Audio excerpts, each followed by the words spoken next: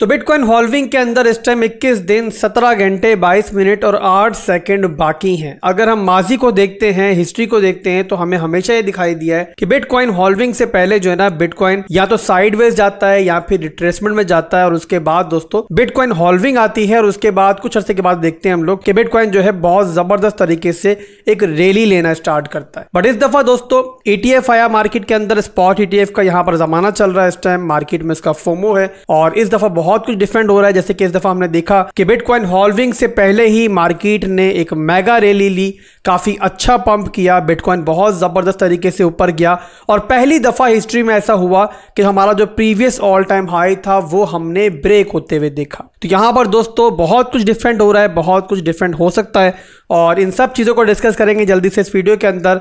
और इसके अलावा आपको बिटकॉइन के रीसेंट एनालिसिस भी देंगे 4 घंटे के टाइम फ्रेम के अंदर। वीडियो काफ़ी दिलचस्प रहेगी, तो वीडियो को शुरू से लेकर आप लोगों ने आखिर तक देखना है ताकि मार्केट में आगे जो भी होने वाला है उसका आपको पहले से आइडिया हो।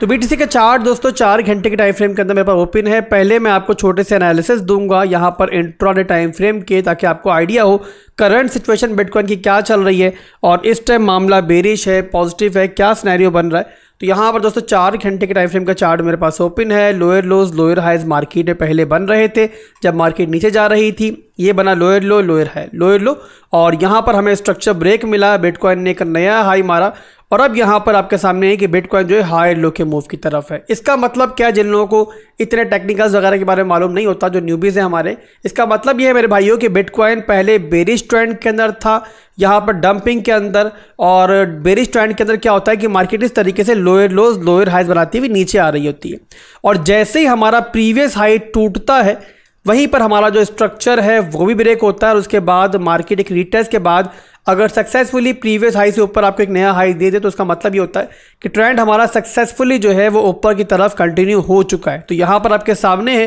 कि अभी तक यहाँ पर जो है हमें स्ट्रक्चर ब्रेक यहाँ पर मिल चुका है और उसके बाद सेकंड इंडिकेशन ये है कि बिटकॉइन यहाँ पर रीटेस्ट ले रहा है। तो यहाँ पर जो आपकी नज़र होनी चाहिए वो होनी चाहिए फिलहाल के लिए इस एरिया के ऊपर। इसके अलावा दोस्तों यहाँ पर मैं एक और चीज़ आपको बता दूं और वो ये है कि हमारे पास एक हेड एंड शोल्डर का pattern, inverse head and shoulder का पैटर्न भी बन रहा है। ये एक ट्रेडिशनल पैटर्न है, नॉर्मली इसको इतना बड़ा हम कंसीडर नहीं करते, बट कभी कभी से ऐसे कन्फ्लुएंस इस्तेमाल करना अच्छा होता है, खास तौर पे ट्रेंडिंग मार्केट के अंदर। ट्रेंडिंग मार्केट्स के अंदर हमारे ये इन्वर्स हेड एंड शोल्डर वगैरह और बुल फ्लैग के पैटर्न वगैरह, कप एंड हैंडल के पैटर्न वगैरह जो है ना काफ़ी अच्छा काम करते हैं, खास तौर पे ब्रेकआउट के बाद।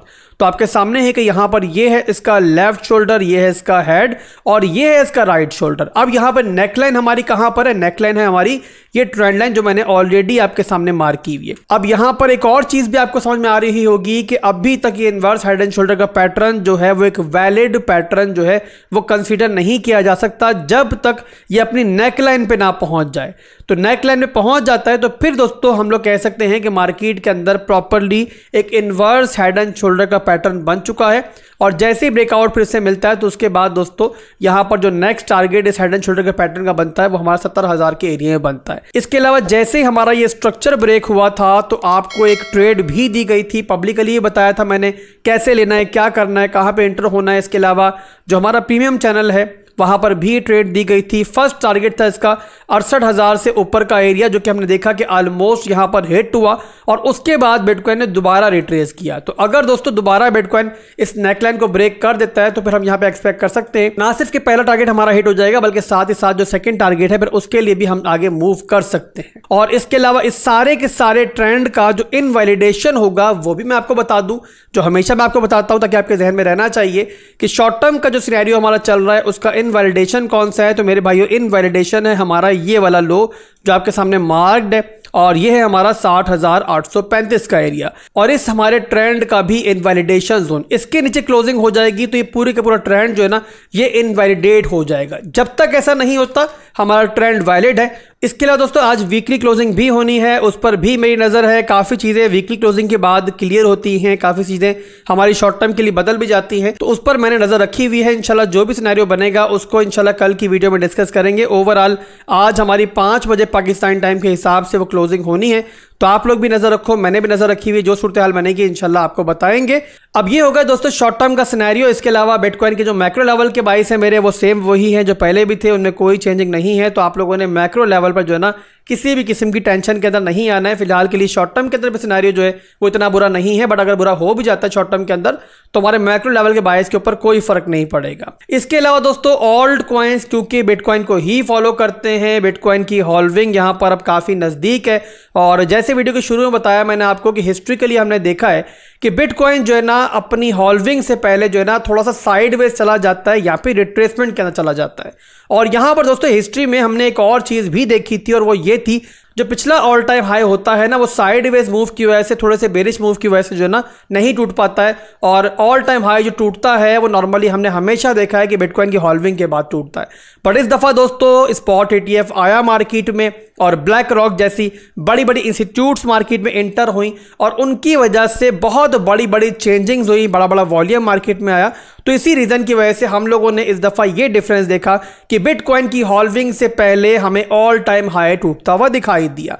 अब ऑल टाइम हाई दोस्तों टूटा, बट उसके बाद जिस तरीके से हिस्ट्रिकली हम देखते हैं कि बिटकॉइन हॉल्विंग से पहले थोड़ा साइडवेज चला जाता है, तो अब यहां पर जो है ना थोड़ा बहुत हम कह सकते हैं कि हिस्ट्री जो है वो खुद को दोहरा रही है और अब यहां पर बिटकॉइन जो है थोड़ा सा साइडवेज चल रहा है। बट इन सब के बाद दोस्तों हमने हिस्ट्री में भी देखा है और इस दफा भी पूरी हमारी एक्सपेक्टेशन है कि उसके बाद जो है मार्केट में एक बड़ा मूव आएगा, जहां पर बिटकॉइन के बाद फिर ओल्ड कॉइन्स की भी बारी है और ओल्ड कॉइन्स भी इंशाल्लाह आपको एक अच्छी रैली लेते हुए दिखाई देंगे। बस इतना समझ ले दोस्तों कि बिटकॉइन जब भी किसी रेंज में स्टेबल हो जाएगा और बिटकॉइन कोई बड़ा डंप नहीं लेगा या बड़ा पंप भी नहीं लेगा, तो वहीं पर आपको ओल्ड कॉइन्स फटते हुए दिखाई देंगे और उसी ओल्ड कॉइन की जो मूव होगी ना और वही ओल्ड कॉइन की जो रैली होगी उसके लिए आप लोगों ने तैयारी मार्केट में अपनी रखनी है।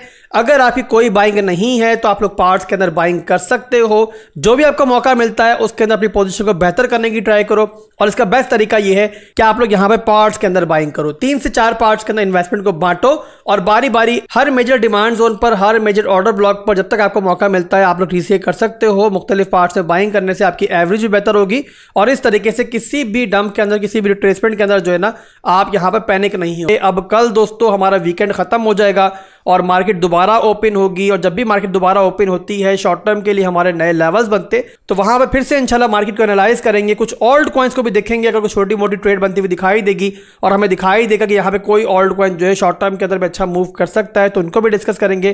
तो कल की वीडियो को भी लाजमी देख लीजिएगा और हमेशा जो मंडे और ट्यूसडे की वीडियो खासतौर पर होती है ना उसको इग्नोर मत किया करो। नए लेवल्स को हम वहां डिस्कस करते हैं और काफी कुछ समझने का आपको वहां मौका मिलता है। तो अभी के लिए दोस्तों बस इतना ही था। वीकेंड वाला दिन है, मार्केट साइडवेज चल रही थी, बट ओवरऑल आपको आज की वीडियो के थ्रू मार्केट की जो पिक्चर है वो समझ में आई होगी, क्या हो सकता है मार्केट में और आने वाले दिनों में क्या होने वाला है, ये चीजें समझ में आई होंगी। और अगर वीडियो पसंद आई है तो लाइक और कमेंट जो है वीडियो पे लाजमी आप लोगों ने करना है। फिर मिलेंगे इंशाल्लाह बहुत जल्द। दुआ में याद रखिएगा। अल्लाह हाफिज।